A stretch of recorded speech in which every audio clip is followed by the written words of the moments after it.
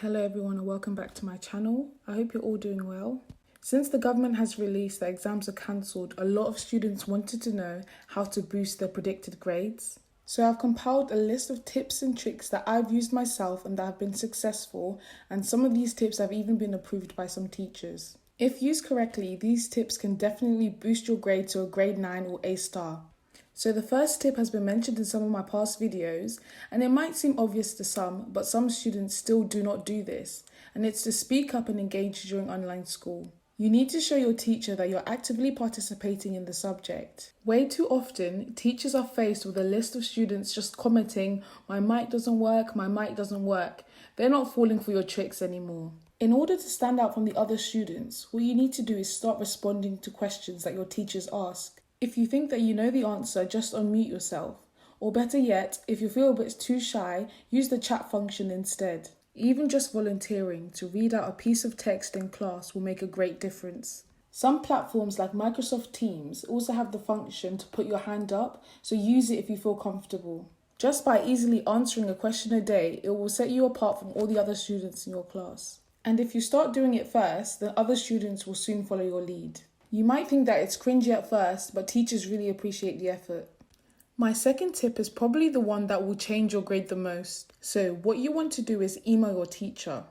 But it's not just any simple email. You want to do 3 things. You want to ask questions, request for further information, and request for further resources. By doing these 3 things alone, your teachers will be impressed that you've gone out of your way to engage with their content. It is best when you have a genuine question, but sometimes you also have to fake it till you make it.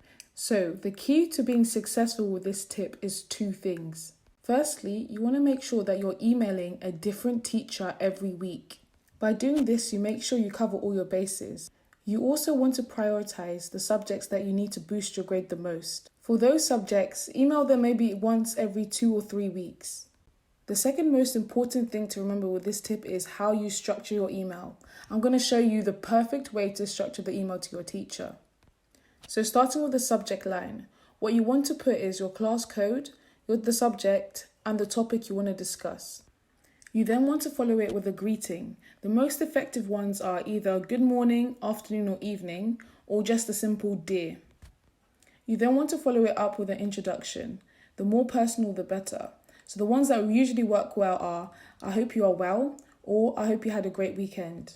Then you want to focus on the action. So what were you doing prior to asking this question? Again, you want to show your teacher that you were engaging with the content. So some good examples are, "I was completing the subject homework and," or "I was studying for the subject test and." Then you want to add your question. So what is it that you want to develop? So 3 key examples of this are, "I was wondering if you could please go through topic or question number again in our lesson. I was wondering if you knew any further resources on XXX, which is any topic, or I was wondering if you could please go through some exam questions on XXX. Try not to send the same style of question to the same teacher repeatedly, unless it's of course a genuine question. You then want to close your email with a thank you, and then sign it off with best wishes and your name. Using this structure is foolproof because of how polite the email is. Again, the more detailed the email, the better. This will show a genuine interest in the subject that you're asking about. A lot of students get this wrong because they think asking a question shows weakness. However, by asking the right questions, it will really impress your teacher. My third tip is now to perform well. Without exams, your homework and class tests are now much more important. You want to make sure that you're completing all your homework on time and you're putting extra effort in. Try and be as creative as you can. If your teacher asks for a poster, try and put the effort and time into it to make it stand out. This tip is especially important for English subjects. You want to make sure you're producing a solid piece of work. If your teacher requests a paragraph, don't just write 2 or 3 lines. Make sure you're hitting those targets for your essays. This links in with my next tip. You don't just want to perform well, you want to make sure you produce high standard work. One advantage of online school is having the access to the internet. Before in class, you would have to use all your own brain power to come up with different ideas. Now you have access to a lot more resources and websites that you can incorporate into your work. This means that although you won't be having exams, exam technique still matters. A lot of teachers will now be setting homework questions as snippets of exam questions to test your learning. So make sure you don't get caught out.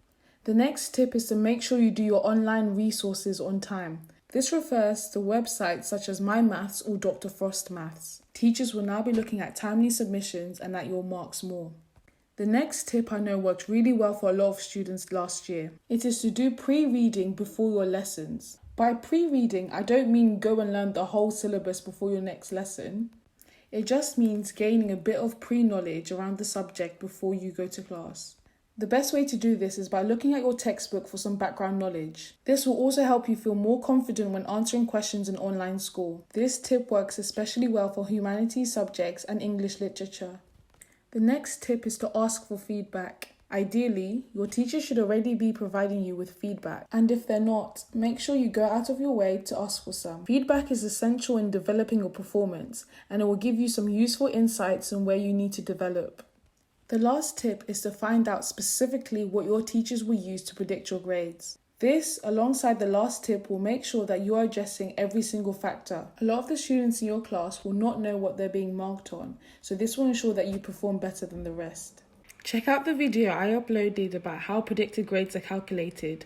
I will leave the link in the description box below. I hope you found all those tips helpful. They can all be used in any scenario and for any year group. Comment down below any questions or video suggestions and make sure you like and subscribe. Thank you for watching this video and I hope you get the great